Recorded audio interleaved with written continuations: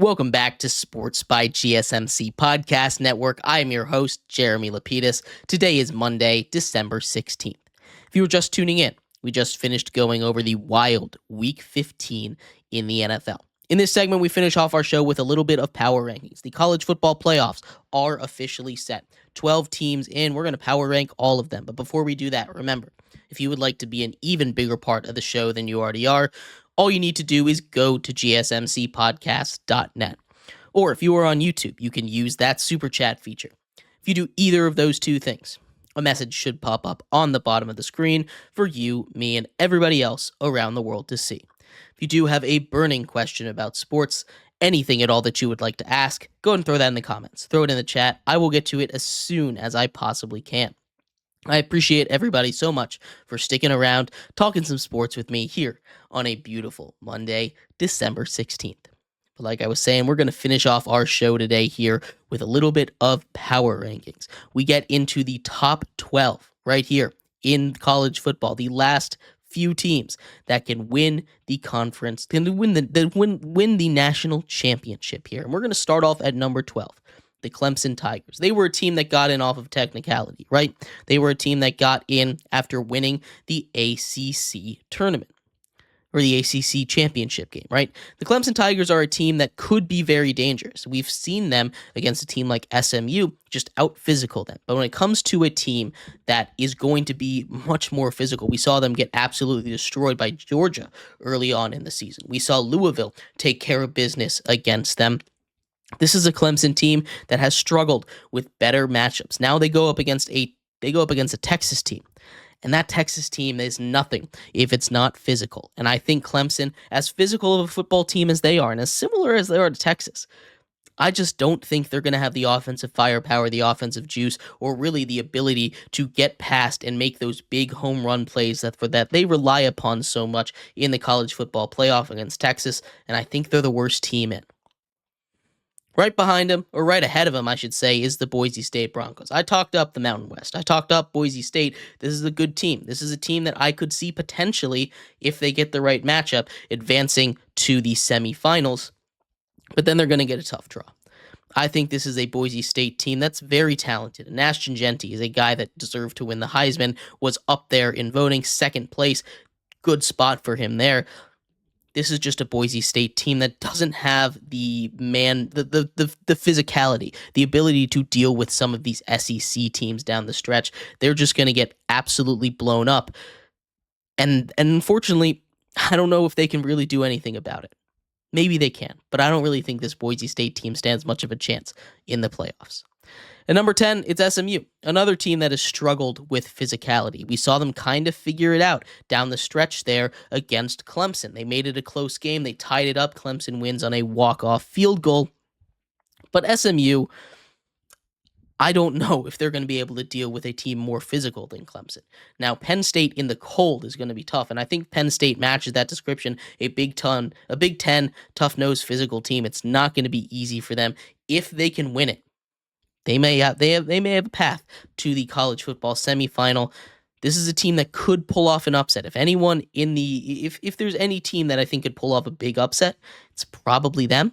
But SMU, I just don't think has the juice this season, and they are here at number 10. At number 9, another team that's kind of similar has the same issues to 11-10. It's the Indiana Hoosiers. We saw it, what happens when they go up against a physically dominant team in Ohio State. They get bullied. They get bullied on the inside. Now, they have a favorable matchup with Notre Dame. They kind of go strength on strength. Notre Dame is one of the best running teams in the country. Indiana, one of the best run defending teams in the country. It's going to be strength on strength. I want to give Indiana a chance here, but the way that they played against Ohio State doesn't make me think they're really going to win this one. I just think they're not going to be able to get the offense going, and Curtis Rourke is going to have a bad day back there because of that. They're down at the bottom half. Number 8 is Arizona State. I love the way that Arizona State is playing. I think the bye week actually might hurt them. The extra time between them playing might actually hurt them because they are playing hotter than just about anybody else in all of college football right now. Cam Skattebo, a guy that is incredible, just missed out on Heisman, had a couple votes go for him, was on the ballot there, just missed out on being invited to New York, was the 5th guy apparently This is an Arizona State team that won the Big 12. I think they are the team that is the dark horse to win it all, right? If they play Clemson or Texas in the next round, I think they've got a shot. Then the tough matchup for them is going to be whichever one out of that three that comes out between Oregon, Ohio State, and Tennessee, right? That's going to be a tough one. Maybe they find a way to get into the championship game after that, but I think Arizona State is that dark horse team to watch out for if there's going to be any kind of not favorite to win this bracket. It's going to be Arizona State. Now we get into those teams that people think are going to win. Notre Dame at number 7. They didn't play too good against NIU. We're done talking about that, though. They've been incredible down the stretch. They've beaten everybody else, right? They've won pretty handily. They just run the ball against you. If you can stop the run, they're going to have a chance. And that's why I think Indiana has a chance in this one. But that physically overpowering defense might be a little too much. And once they get past Indiana, there's a chance they get to Georgia with a backup quarterback. That's not going to be a great matchup. We'll see. Some odds machines are giving them the best chance to win at over 50%. I think that's kind of crazy. But Notre Dame, they've got a real shot at this. 6 is Tennessee. If they can get past Ohio State, if they can get past Oregon, that's going to be smooth sailing. I really think whoever wins out of that trio up there is the best team in the country. I think that is by far the toughest road to go through. I just think having to go play in the shoe in Ohio State in the cold is going to be real tough. Although there's a chance, there's a movement out there to checkerboard the shoe. That'd be crazy if they were able to pull that off. Tennessee at number 6, that defense is amazing. Penn State at number 5. I'm putting some respect on Penn State here.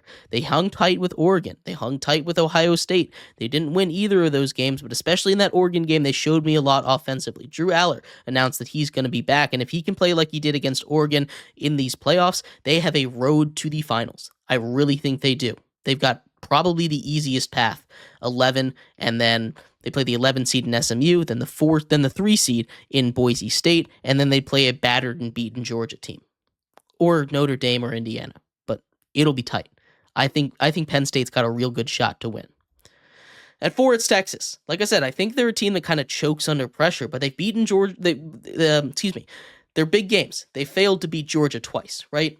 They've got Arch Manning looming in the shadows. They've got conversations of whether or not he should start. I think Quinn Ewers is going to keep that job. I think Quinn Ewers has been doing a really good job with that job so far. Texas, a really good squad, a really good college football team. They're in the top 4 for a reason. They should have gotten a bye. I really do believe that. Ohio State at 3, another team that I think should have probably gotten a bye. They didn't make their conference championship game, so maybe not on that one. But Ohio State has been a juggernaut. They've suffered 2 losses, one in a rivalry game, won by 1 point to the best team in the nation in Oregon, the number 1 undefeated Oregon Ducks. This is a good Buckeyes team. They have some weaknesses, the offensive line, but if Will Howard just plays clean, smart football, it doesn't mean non-aggressive football. It doesn't mean checkdowns and runs and runs and runs. If he just plays good football, no turnover football, the Buckeyes, I think, could win this tournament. They're the team that I think will win. Number 2, it's Georgia. I really think that Gunnar Stockton might be a better quarterback than Carson Beck, right? Carson Beck is great. He's just had a bit of an off season. He's not going to play these playoffs. Gunnar Stockton looked really good against Texas. He's the reason they won that game. They couldn't get anything going at all with Carson Beck. They get the run game going with Gunnar Stockton and that ability for him to run the ball. That's something that I think adds a whole nother dimension to this Georgia offense. It's going to make it tough for teams to fight. And then number 1 is the Ducks. They're undefeated. They're number 1 seed in the nation. They have the toughest path. That sucks. But they deserve all the chances. They deserve the number 1 spot. They're the only undefeated team left, and I don't think it's particularly close right now. I don't think they're going to be able to pull it out here, but as far as power rankings goes, they're undeniably the best team in the country. But let me know what you think. Who do you think is going to win the college football playoffs? I'd love to hear your thoughts on any of this. We will be back tomorrow. Actually, we will be gone for a little while on holiday break, but we will do one more show tomorrow, then Friday, then off for the week. We'll be back in a little bit. Can't wait to see you all then. Have a great holiday season. You all have a good one. Bye-bye.